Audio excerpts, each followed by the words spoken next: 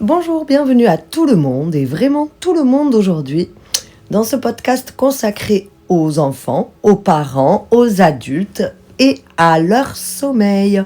Donc je dis bienvenue aux grands comme aux petits, aux hommes comme aux femmes, aux filles comme aux garçons, aujourd'hui dans ce podcast où nous allons donc évoquer ce fameux sujet de perturbation du sommeil. À l'heure d'aujourd'hui, il faut savoir qu'il y a 3 millions de Français adultes qui souffrent d'insomnie. Mais il y a aussi beaucoup d'enfants qui souffrent de problèmes de sommeil, de perturbations et de difficultés d'endormissement notamment et de réveil nocturne. Tout cela pour différentes raisons. Et c'est ce que nous allons évoquer aujourd'hui. Et bien évidemment, nous allons également parler des solutions à mettre en place afin de nous permettre d'adopter un sommeil réparateur. Déjà, pour commencer, il faut savoir que ce n'est pas forcément le nombre d'heures de sommeil qui est important. Souvent, nous nous stressons sur le nombre d'heures de sommeil que nous passons à dormir en nous disant « j'ai pas dormi assez, j'ai trop dormi » et finalement, nous nous empêchons avec ces pensées limitantes à nous prendre le sommeil qui est de qualité. On fait baisser la qualité en essayant de privilégier une quantité. Donc ça, c'est un domaine vraiment à travailler. La pensée du sommeil. Comment j'évalue mon sommeil ? Est-ce que je considère que mon sommeil est réparateur ou pas ? Si je considère que mon sommeil n'est pas réparateur, je vais décider d'apprendre à lâcher les heures de sommeil. Il peut être intéressant, par exemple, de décider de se coucher 1 heure plus tard et de prendre 1 heure sans écran où on fait des choses de temps de détente avec une routine de conditionnement du sommeil et on dormira 1 heure de moins mais tellement de meilleure qualité par la suite que lorsqu'on se réveille, on se sent beaucoup plus en forme. Donc tout cela dépend déjà d'un certain conditionnement qui opère tout au long de la journée et je vais en parler un petit peu dans ce podcast. La première des choses à dire, pour en revenir à la base déjà du sommeil, c'est qu'il en reste beaucoup à découvrir sur le sommeil. Malheureusement, on ne sait que peu de choses. Donc on sait que lorsque nous dormons, ça, que ce soit chez l'adulte ou l'enfant, notre corps travaille à recharger les batteries, à réparer tous les tissus et les cellules qui sont endommagés du fait de la journée. La réparation tissulaire et cellulaire opère pendant notre sommeil. Nous combattons les infections également. Notre système immunitaire a un plus large champ d'action du fait que nous soyons en repos. Donc nous combattons également les infections durant notre sommeil. Mais pour les enfants, le sommeil, leur permet en fait le temps de sécrétion des hormones de croissance. Donc particulièrement pour les enfants, le bon conditionnement de leur croissance, il opère pendant leur sommeil. D'où l'importance du sommeil chez l'enfant que j'ai décidé d'inclure aujourd'hui, parce que c'est pas un problème que de grands, nous le savons tous, surtout si vous êtes parents, je pense que vous êtes en train déjà de dire oui, et je suis entièrement d'accord. Donc comme je viens de l'expliquer, les enfants ont un sommeil qui nécessite encore plus de travail puisque eux sécrètent leurs hormones de croissance pendant leur sommeil. Et tout cela diffère évidemment selon les âges. Donc sur ce deuxième point, je vais vous évoquer tout ce qui diffère selon les âges, le sommeil selon les âges des enfants. Alors les recommandations pour un temps, avec le temps de sieste compris, puisque bien évidemment les enfants font la sieste, mais c'est vraiment pas négligeable pour les adultes aussi. Un temps de power nap, une petite sieste réparatrice, où même si on ne s'endort pas, le fait de fermer les yeux, de se mettre en repos, ne serait-ce que 20 minutes en milieu de journée, ça conditionne non seulement le sommeil de la nuit à venir, mais en plus ça nous permet vraiment de faire une pause, de laisser la première partie de la journée de côté et de redémarrer finalement. Ça nous permet un redémarrage et c'est un petit peu comme si on venait de se réveiller après ce fameux power nap. Et donc pour les tout petits, temps de sieste compris avant 3 mois, les enfants ont besoin, les bébés du coup, nouveau-nés, ont besoin de 14 à 17 heures de sommeil sur 24 heures. c'est normal. Ils font un renouvellement cellulaire constant et qui est x10 par rapport à un adulte. Donc ce temps de sommeil est nécessaire à tout ce renouvellement cellulaire. De 4 à 11 mois, l'éveil... de 4 à 11 mois, l'éveil commence à se faire aussi. Donc l'enfant commence à apprendre des choses, il commence à un petit peu plus observer. Et donc, il nécessite 12 à 15 heures sur 24 heures. De 1 à 2 ans, le sommeil va aller, pour être optimal, de 11 heures à 14 heures. Sieste comprise. Ça peut faire, par exemple, il est très possible qu'à 1 an, un enfant dorme 10 heures par nuit, 2 heures le matin et 1h30 l'après-midi. Et c'est parfaitement OK parce que chacun a vraiment son propre rythme et a besoin de ses pauses de réparatrices selon son métabolisme qui lui est propre. Et donc tout cela, déjà, à cet âge-là, on conditionne déjà le sommeil de l'âge adulte. Il est très important en tant que parent de respecter le sommeil de nos tout petits lorsqu'on peut, parce que malheureusement, des fois, on est obligé de les réveiller de la sieste pour raison X ou Y.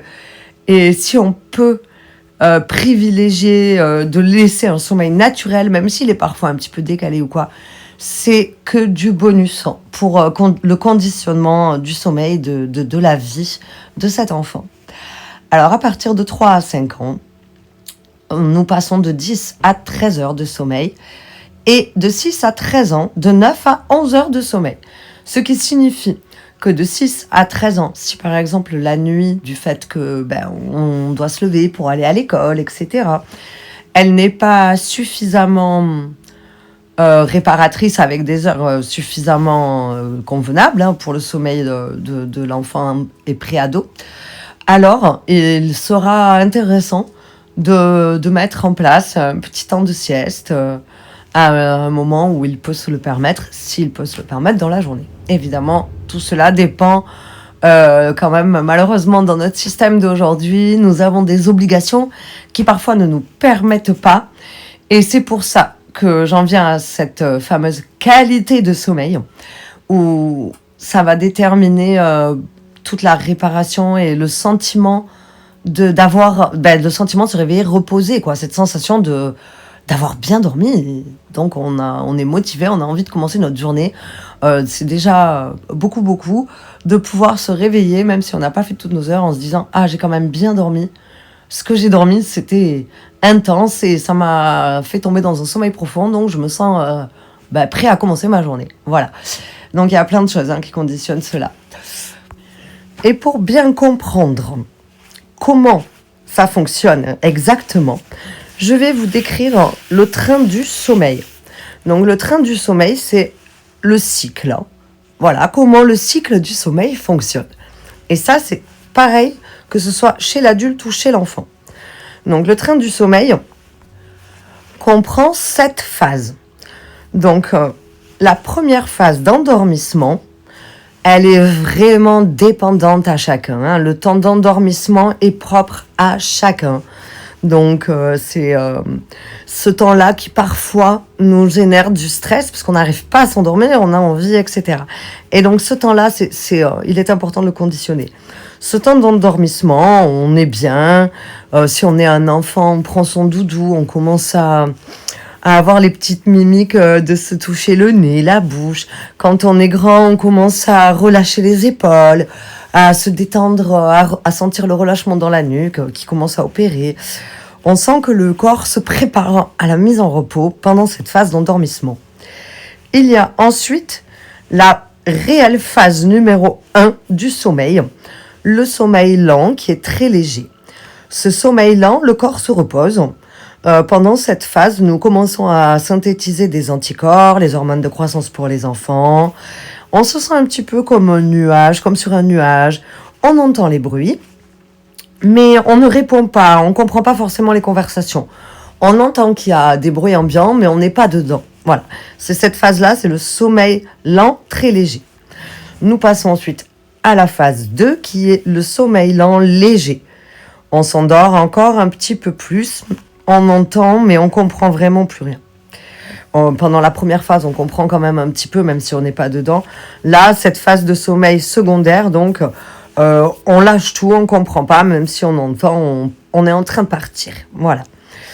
Nous passons à la troisième phase, donc c'est comme des wagons, vous voyez. C'est phase 1, phase 2, phase 3, le sommeil lent profond. Donc cette première phase de sommeil lent qui constitue le troisième wagon du train du sommeil, on n'entend vraiment plus rien. Il peut y avoir du bruit autour de nous, là on l'entend pas. Ça y est, on est dans notre monde intérieur et on s'enchaîne sur la quatrième phase, le quatrième wagon, le sommeil lent, très profond, où là on dort vraiment profondément. Le corps entier est en mise en repos, le corps dort complètement et l'esprit aussi s'endort. Et nous passons alors dans une phase de sommeil paradoxal. C'est là où le cerveau recharge les batteries, enregistre ce qu'il a appris dans la journée. Et c'est cette phase que nous appelons le sommeil des rêves. Donc c'est durant notre sommeil paradoxal, où l'esprit est totalement endormi, que nous pouvons nous laisser aller à nos rêves et que nous apprenons, nous enregistrons toute la journée. Ça y est, on a tout rangé. C'est pendant cette phase que l'on range tout. Voilà. Et suite à cette phase de sommeil paradoxal, nous avons une phase de latence qui est comme un petit peu la locomotive ou le dernier wagon, puisque c'est cette phase de latence qui nous fait enchaîner sur un second cycle de sommeil, où nous repartons donc dans un sommeil lent très léger, puis un sommeil lent léger, etc. Ce cycle-là, donc 1, 2, 3, 4 et sommeil paradoxal, un train comme ça, avec tous ces wagons, c'est un cycle qui dure environ 90 minutes. Ce qui signifie que environ toutes les 90 minutes, nous retombons dans un sommeil lent très léger. Et après la phase de latence, revient donc cette phase de sommeil lent très léger. Et c'est ici que l'on se réveille s'il y a du bruit, pour les gens qui sont sensibles au bruit. C'est ici qu'en fait, souvent, on rate de rentrer de nouveau dans notre prochain cycle, pour les gens qui se réveillent. Et donc, c'est ce qui est très gênant. Pour ceux qui ont un sommeil léger, effectivement, le moindre petit bruit, le moindre petit mouvement, parfois la même moindre petite lumière, peut donc casser le second cycle ou le troisième cycle, selon la période de l'année où vous êtes, de ces fameux trains du sommeil qui redémarrent toutes les 90 minutes. Voilà. Donc, ceux qui ont du mal à s'endormir, eh bien, peut-être qu'ils ont raté justement l'heure conditionnée dans leur cerveau de cette phase de sommeil lent. Ils étaient encore en endormissement. Ils ne sont pas tombés dans la phase sommeil lent léger, sommeil très lent, puis sommeil lent léger. Et ils restent dans la phase d'endormissement. Et donc, du coup, il faut attendre la durée du troisième wagon, du quatrième wagon et du sommeil paradoxal afin de revenir à ce premier wagon du sommeil très lent et léger, lent et très léger, où là, on peut reprendre notre cycle en route, notre train en route, et enfin s'endormir. C'est ce qu'il se produit pour les gens qui ont... c'est souvent ce qui se produit pour ceux qui ont du mal à s'endormir et qui mettent très longtemps à s'endormir.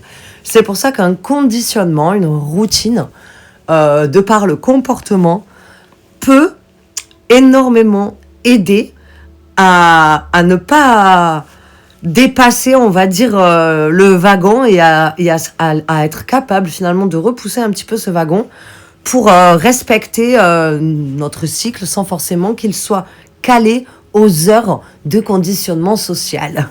Ce qui est parfois très compliqué à faire. Et comme pour tout, ça fonctionne dans les deux sens. Nous savons très très bien que le sommeil a des conséquences sur notre comportement. De ce fait, en adoptant des habitudes qui changent notre comportement, eh bien, nous pouvons changer notre conditionnement à nous endormir de par le comportement. Voilà. Alors, vous me direz, oui, le conditionnement, tout ci, tout ça. Pour comprendre le conditionnement à adopter pour un sommeil optimal et de qualité, il faut comprendre que c'est une hormone, La mélatonine, peut-être certains d'entre vous connaissent déjà parce que nous en parlons de plus en plus ces derniers temps de cette fameuse mélatonine. La mélatonine, donc, c'est notre cerveau qui la produit. Et ce qui conditionne la production de mélatonine, c'est quand on ferme les yeux. Donc, dès que nous fermons les yeux, nous commençons déjà. Alors, il y a tout un cycle, évidemment, de production et d'étapes qui se met en place. Mais dès que nous fermons les yeux, nous débutons ce cycle de production de la mélatonine, qui est donc l'hormone du sommeil.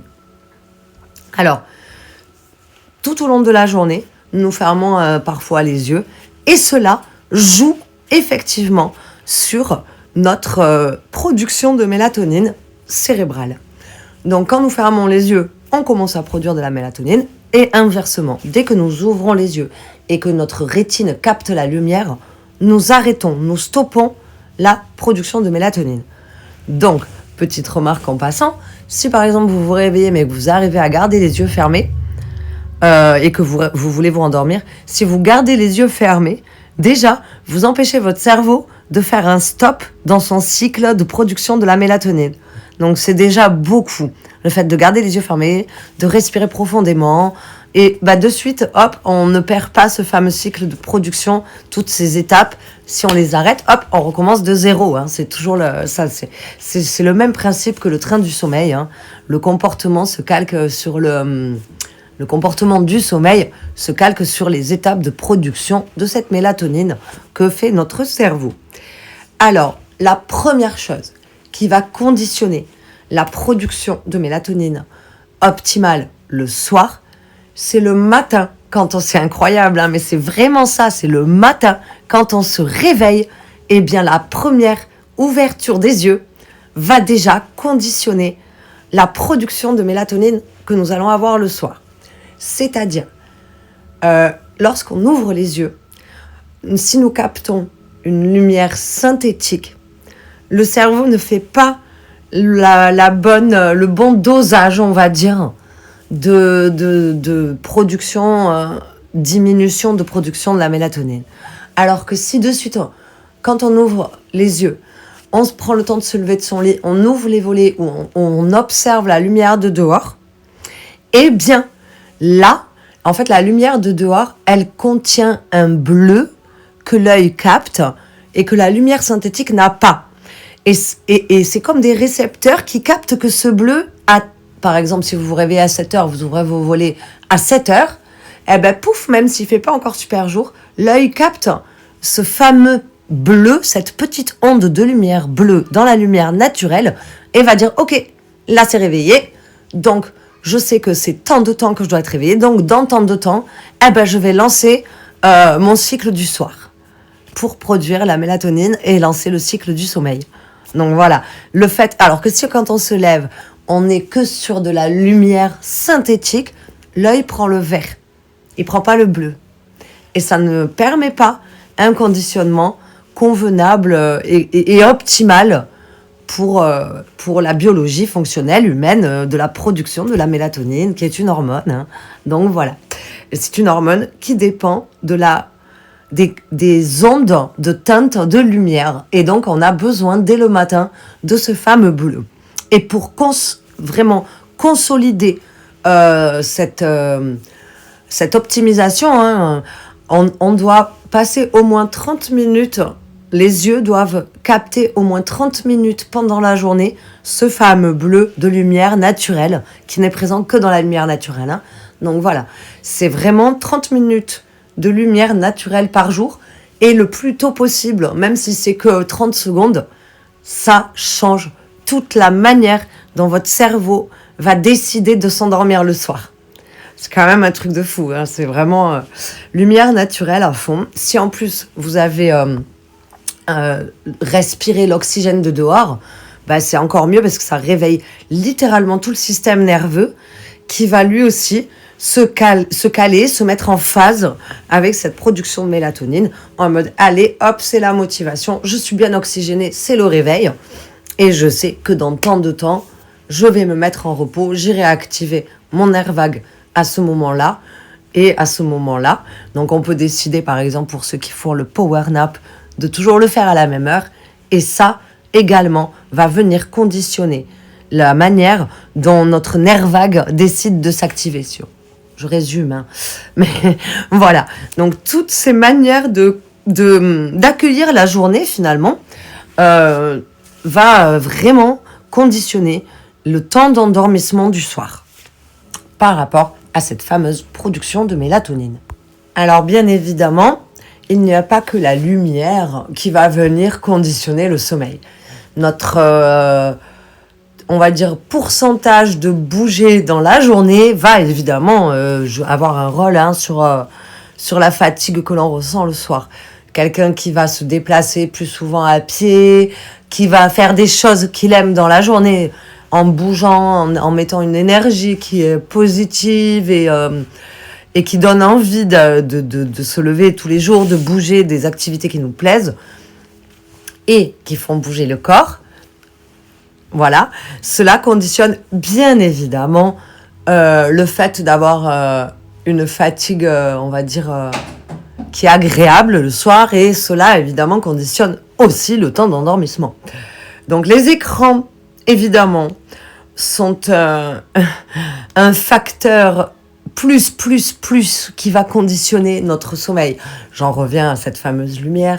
La lumière des écrans, il n'y a rien de plus synthétique pour que le cerveau puisse commencer à produire de la mélatonine. Si on ferme les yeux, il faut que notre œil n'ait pas vu de lumière d'écran pendant au moins 1 heure. Parce qu'il est tellement flash, l'écran, qu'il vient activer tout l'inverse de la production de la mélatonine dans le cerveau. Hein, on produit la dopamine, en plus il y a un phénomène de dépendance qui s'enclenche, etc. Un phénomène dépendance-récompense qui s'enclenche. Et alors c'est pas du tout un facteur qui va nous conditionner au sommeil, quoi. Donc les écrans doivent être, si vous avez des difficultés d'endormissement et que vous avez l'écran qui est allumé, faut pas s'étonner, hein, c'est juste logique. De par la biologie de votre cerveau, vous ne permettez pas à votre cerveau de produire de la mélatonine. Donc forcément, ça coince. Concernant les activités, le tout est surtout d'être régulier. Hein. L'importance, c'est la régularité des activités que l'on fait dans la journée. Donc par exemple, aller chercher le pain à pied tous les jours, même si c'est 5 minutes aller, 5 minutes retour, bah, le fait de le faire tous les jours, c'est un petit mouvement que le corps assimile comme je bouge aujourd'hui, pop, pop, pop. Et ça joue en faveur de l'endormissement calme et serein. Des activités qui vous plaisent vont bien évidemment vous faire avoir une bien meilleure fatigue, beaucoup plus agréable que si vous faites quelque chose que vous n'aimez pas toute la journée. Après, c'est bien évidemment dans la mesure du possible. Mais si, par exemple, vous avez un travail que vous n'aimez pas trop, ou voilà, que c'est des obligations, rien ne vous empêche de développer à côté de ça, de prendre en main un temps où vous faites quelque chose qui vous plaît, 1 heure tous les 2 jours, pendant votre temps de pause 15 minutes, de quelque chose qui vous parle et qui vous plaît. Voilà, ça c'est hyper important pour le conditionnement du sommeil. Adopter une petite routine du soir, c'est également le top, c'est hyper favorable. Par exemple, je vais vous donner ma routine du soir parce que c'est ce qui me parle à moi, et libre à chacun de mettre en place sa propre petite routine. Donc moi, par exemple, je suis quelqu'un qui bouge beaucoup, qui est TDAH, donc j'ai une hyperactivité qui est là, constante. Donc, tous les soirs, je fais 15 minutes de yoga, yin yoga doux, délicat, qui m'oblige à faire des mouvements lents où je respire profondément, parce que c'est ce qui correspond à la personne que je suis. Voilà. Donc ensuite, après ça, j'ai un petit temps à moi où, personnellement, j'ai la chance d'avoir une baignoire chez moi, donc j'aime bien, si j'ai une grosse journée, faire couler un bain dans lequel je mets des petites infusions de plantes comme la lavande, la mélisse, la rose, toutes ces odeurs qui favorisent la mise en repos du système nerveux. On peut également les sentir. Si vous avez des huiles essentielles, vous incluez juste passer le nez sur une fiole d'une odeur qui vous parle Et ben voilà, c'est déjà un conditionnement de mise en repos.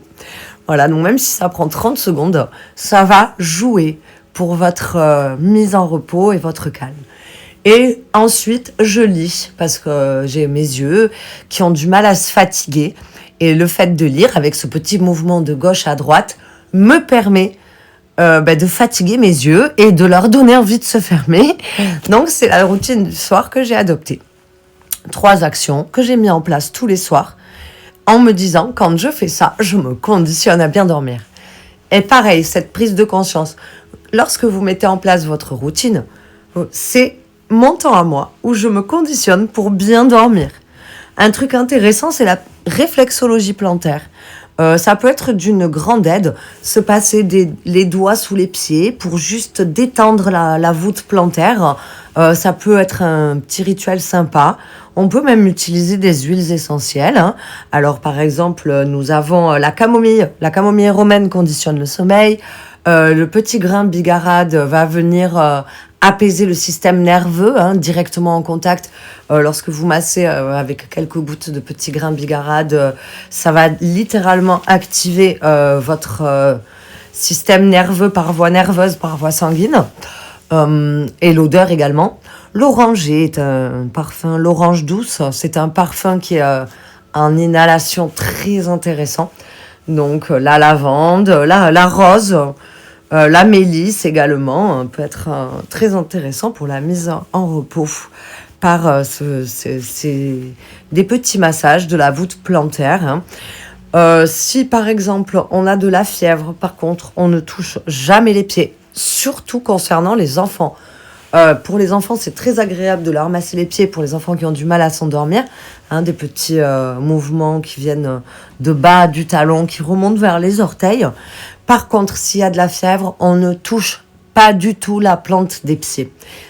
La plante des pieds a une action directe sur le cerveau. Ça active toute la circulation sanguine, tout le système nerveux. Donc, s'il y a de la fièvre, on ne touche pas les pieds. Voilà. Alors, ce qui est intéressant, évidemment, que beaucoup ont dû probablement déjà essayer, ce sont les tisanes. Donc, les tisanes peuvent être bénéfiques le soir avant d'aller au lit parce que les plantes contiennent énormément de mélatonine, justement. Alors, pour info, nous mettons 30 minutes du moment où la plante est dans l'estomac à avoir ce passage de mélatonine dans le sang. Donc, voilà, si vous conditionnez votre sommeil avec une tisane, il faut prendre 30 minutes avant pour être sûr que le temps d'action biologique soit efficace lorsque vous vous posez et que vous souhaitez vous endormir. Voilà, donc dans les tisanes, alors il y a la mélisse. La mélisse, c'est l'ami numéro 1 du sommeil. Tilleul, camomille, il y en a beaucoup. Je développerai peut-être un petit peu plus tout ça sur un prochain podcast. Il y a également des petits massages à faire sur le plexus solaire et beaucoup pour les enfants. Ça là, les petits massages comme ça pour les enfants, c'est vraiment le top. Voilà. Donc pour l'huile végétale, l'huile de jojoba est très efficace parce qu'elle est proche du sébum et elle est donc végétale pour ceux qui ont éventuellement des allergies aux huiles essentielles ou pour les tout petits bébés. On peut mettre ces huiles végétales au niveau du plexus solaire ou du bas du dos en massage ou dans le dos. L'huile de sésame, elle a un effet réchauffant. L'huile de calendula va avoir un effet anti-inflammatoire et cicatrisant. Et si vraiment pour les tout petits ou si y a des éventuelles allergies, l'huile d'amande douce, elle est très efficace aussi. Alors, pour un effet calmant et relaxant qui facilite la digestion, et ça, à partir de 3 ans, on peut utiliser de l'huile essentielle de mandarine à raison de 1 à 3 gouttes pour les tout petits et on peut aller jusqu'à 5 gouttes pour les adultes, que l'on mélange à une huile végétale que je vous ai précédemment énoncée. L'orange douce dont je vous ai parlé, elle est calmante, elle a un effet sédatif et elle calme l'anxiété. La camomille, elle est contre l'agitation nerveuse et les petites insomnies. Le petit grain bigarade, il est également calmant, il a un effet sédatif et il a aussi un effet pour calmer l'agitation. Voilà. Le bois de rose est stabilisante et apaisante. Et l'huile essentielle de lavande de vrai, celle-ci, c'est l'huile essentielle multicasquette. Elle a un aspect antiseptique, hypotensif, donc il réduit les tensions, cicatrisant, régénérant, donc pour le sommeil, c'est parfait. Elle a également des effets antalgiques, donc c'est quand même pas négligeable, calmante, sédative, antidépressive, antispasmodique et un effet de décontraction musculaire. Et il suffit de mettre 1 à 2 gouttes d'huile essentielle sur le poignet ou sur l'oreiller et sentir l'odeur. Ça suffit pour activer tout cela. Donc j'espère que toutes ces informations vont vous être utiles. N'hésitez pas à me donner l'astuce qui a le mieux marché pour vous en commentaire. Je suis curieuse de savoir ce qui marche pour qui et ce qui ne fonctionne pas aussi pour qui. À savoir, peut-être on peut développer des petites routines ensemble pour les enfants. Ça peut être intéressant. Donc je vous dis à bientôt dans un prochain podcast. Et pour d'éventuelles prochaines vidéos de soins d'énergie peut-être ou du sommeil, je ne sais pas encore. Mais il y en aura. Si vous voulez recevoir tout ça, n'hésitez pas à vous abonner. Et puis je vous dis à bientôt.